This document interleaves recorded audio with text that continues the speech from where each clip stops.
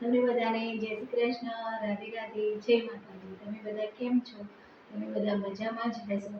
આજે આપણે બનાવવાના છીએ સુરણની સૂકી ભાજી. આપણે બટાકાની સૂકી ભાજી તો ખાતા જ હોઈએ છીએ, પણ આજે આપણે બનાવવાની છે સુરણની સૂકી ભાજી. અને આ સુરણની સૂકી ભાજી તમે ખાઈ લેશો તો નાના બાળકોથી માંડી મોટા વડીલો બધાને ભાવે એવી મસ્ત મજાની આજે આપણે બનાવશું સુરણની સૂકી ભાજી. તો ચાલો આપણે બનાવીએ સુરણની સૂકી ભાજી. આપણે આજે બનાવવાના છે સુરણની સૂકી ભાજી. બટાકાની સૂકી ભાજી તો આપણે અવારનવાર ખાતા હોય છે, પણ સુરણની સૂકી ભાજી નહીં ખાધી હોય તમે. ને સુરણ પણ બહુ ફાયદાકારક છે.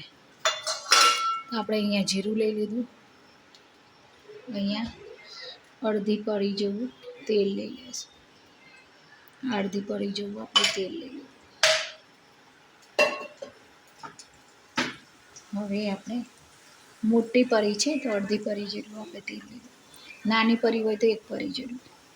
હવે આપણે આમાં લીલા મરચાં અને મીઠા લીમડાના પાન નાખીશું અને થોડી વાર સોતરાવા દે. અહીંયા આપણે મીઠી લીમડીના પાન, જીરું અને લીલા મરચાં લઈ લીધા છે. હવે આપણે આના અંદર મસાલો કરી દઈશું. મસાલામાં આપણે લઈશું આ 1 ચમચી અને એક અડધી ચમચી જામફળના જીરું પાવડર લઈશું અને આપણે અડધી એક ચમચી આપણે હળદર લઈ લઈશું.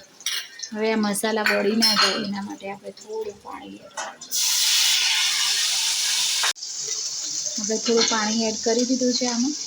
હવે આપણે અડધી ચમચી જેવું આ મરી પાવડર છે એ લઈશું. અહીંયા લાલ મરચું નથી લેવાનું, અડધી ચમચી લીધું અને આ સહેજ એક લીધું. એટલે હવે આપણે અને મિક્સ કરી દઈશું. હવે આપણે આના અંદર આ સુરણ છે, સુરણની સૂકી ભાજી બનાવવાના છે. આપણે બટાકાની બનાવતા એ રીતે આપણે સુરણની બનાવવા છે. સુરણને પહેલાં બાફી લીધું છે આપણે, અને બાફી નાખી અને આપણે એને કર્યું છે. હવે આપણે અહીંયા આટલી 1 ચમચી જેવું મીઠું લઈ લીધું છે, સ્વાદ અનુસાર મીઠું. હવે આ બધું આપણે મિક્સ કરી દઈશું. આ સરસ રીતે મસાલા આપણા એક રસ થઈ જાય એટલે કે આ સુરણ ઉપર કોટિંગ થઈ જાય મસ્ત રીતે, અને મસ્ત રીતે મસાલા આમાં ભળી જાય સુરણમાં. તો આપણે એને થોડી રીતે આ સુરણની સૂકી ભાજી આપણે બનાવી છે. હવે જો આપણા આ સુરણનું સૂકી ભાજી તૈયાર છે. તેલ પણ છૂટું પડી ગયું છે. આમાં તમે તેલ લેશો સુરણમાં તો કંઈ વાંધો નથી, પણ બટાકામાં તેલ આયુર્વેદિકની દ્રષ્ટિએ બહુ બટાકા તેલવાળા હોય એ સારા નહીં. સુરણમાં તમને કંઈ વાંધો નથી, થોડુંક તેલ વધારે હશે. આમાં તેલ છૂટું પડી ગયું છે. હવે આપણે આના અંદર નાખીશું લીલા કોથમીર નાખી દઈશું. લીલા કોથમીર વધારે નાખીએ છીએ સુરણમાં, એટલે એના લીધે એનો સ્વાદ મસ્ત આવે. આપણા સ્વાસ્થ્ય માટે સુરણ બહુ ફાયદાકારક હોય છે. શક્કરિયા છે, પછી આ સુરણ છે, એ આપણા સ્વાસ્થ્ય માટે બહુ ફાયદાકારક છે. હવે આપણું મસ્ત મજાનું સુરણનું શાક તૈયાર થઈ ગયું છે. તો આપણે વાટકીમાં કાઢી લઈશું.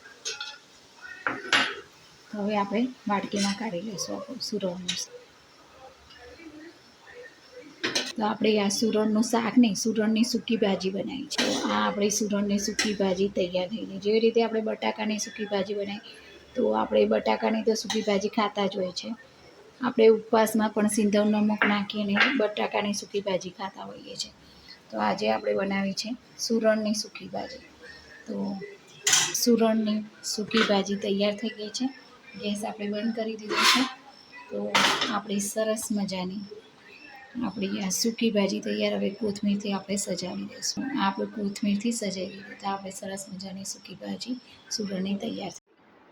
વિડીયોના એન્ડિંગમાં કહેવા માંગીશ કે આયુર્વેદ અપનાવીએ, વ્યસનથી દૂર રહીએ, દરેક જીવ માત્ર પર દયાભાવ રાખીએ, ગૌ રક્ષા કરીએ, આપણા ઘરને સાફ રાખીએ, જેમાં આપણા રસ્તાઓ, નદીઓ, સરોવરો, દરિયા કિનારો દરેક જગ્યાએ સ્વચ્છતા રાખી, જરૂરિયાતમંદ લોકોની સેવા કરીએ, મદદ કરીએ. અને જય જવાન, જય કિસાન, જય વિજ્ઞાન, જય